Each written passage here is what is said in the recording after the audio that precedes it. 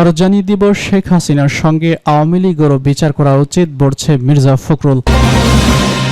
সর্বশেষ জানিয়ে দিব, 24-এর পাতানো নির্বাচনে অংশগ্রহণকারীদের নিয়ে ঐক্য নয় বলছে জমিয়ত। প্রতীক হিসেবে থাকছে না শাপলা, ইসির ইতিগত সিদ্ধান্ত। জাতীয় প্রতীকী শাপলাকে আর কোনো রাজনৈতিক দলকে নির্বাচনী প্রতীকী হিসেবে বরাদ্দ দেবে না নির্বাচন কমিশন। ইসি বিষয়টি নিয়ে সতর্ক তৈরি হওয়ার নীতিগতভাবে এই প্রতীকী তালিকা থেকে বাদ দেওয়ার সিদ্ধান্ত নিয়েছে কমিশন। বুধবার রাতে নির্বাচন কমিশনার আব্দুর রহমানের মাসউদ গণমাধ্যমকে এই তথ্য নিশ্চিত করে বলেছেন, নতুন প্রস্তাবিত প্রতীক তালিকায় শাপলা রাখা হচ্ছে না। নির্বাচনী প্রতীক হিসেবে আমাদের শিডিউল যুক্ত হচ্ছে না। আমরা নীতিগতভাবে সিদ্ধান্ত নিয়েছি। জানা গেছে, নাগরিক ঐক্য তাদের পুরনো প্রতীকী ঢিলকি পরিবর্তে শাপলা প্রতীক চেয়ে আবেদন করে। একইভাবে নতুন রাজনৈতিক দল জাতীয় নাগরিক পার্টি ও দলীয় প্রতীকী হিসেবে শাপলা দাবি করে নিবন্ধনের সময় এই দ্বিমুখী দাবির মধ্যেই শাপলা নিয়ে বিতর্ক তৈরি হয়। শাপলা বাংলাদেশের জাতীয় প্রতীক হওয়ার নির্বাচন কমিশন মনে করে এটি কোনো রাজনৈতিক দলের নেওয়া উচিত নয়। কমিশনার মাসুদ বলেছেন, সংবিধানে জাতীয় প্রতীক ও জাতীয় পতাকা কথা বলা হয়েছে।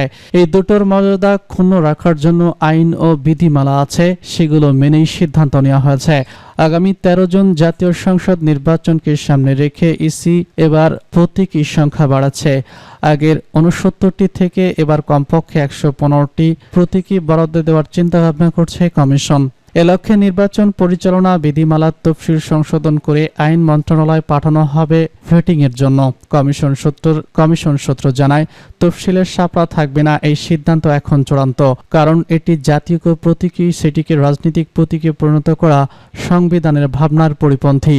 শেখ হাসিনার সঙ্গে আওয়ামী লীগেরও বিচার করা উচিত বলছে মির্জা ফখরুল।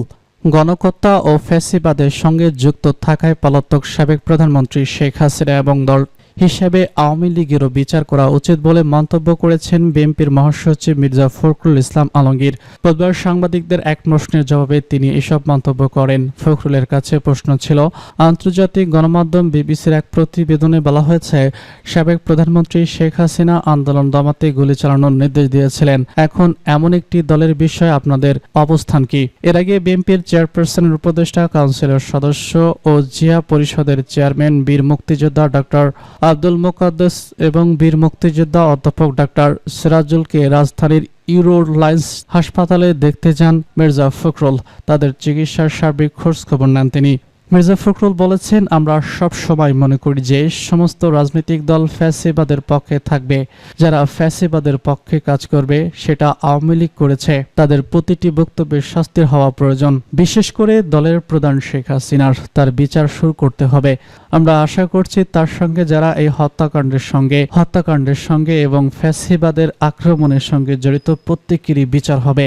সেই হিসেবে আমরা দেখতে চাই দলকেও যদি আইনের আওতায় নিয়ে এসে দলগত হিসেবে বিবেচনা করা হয় তাহলে অবশ্যই তাদের বিচার হওয়া উচিত বলে মনে করি। তিনি বলেছেন, খুব ভালো জানেন এই আওয়ামী লীগ নির্যাতন, নিপীড়ন, হত্যা, গুম, খুনের সবচেয়ে বড় ভিকটিম আমাদের দল বিএনপি।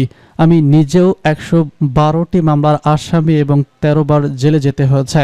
সংস্কারের সঙ্গে নির্বাচনের কোনো সম্পর্ক নেই উল্লেখ করে বিএনপির মহাসচিব বলেন, যারা মনে করেন যে নির্বাচন প্রয়োজন নেই, আমার মনে হয় তারা আবার চিন্তা করবেন নির্বাচন প্রয়োজন জনগণের জন্য।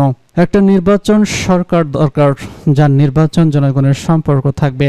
সেই কারণে আমরা বলছি যে সংস্কারগুলো হচ্ছে প্রত্যেকটি সংস্কারের দাবি আমরা তুলে ধরেছি সবার আগে। সংস্কার এবং নির্বাচন এর মধ্যে কোনো পার্থক্য নেই, দুটো একই সাথে চলতে পারে।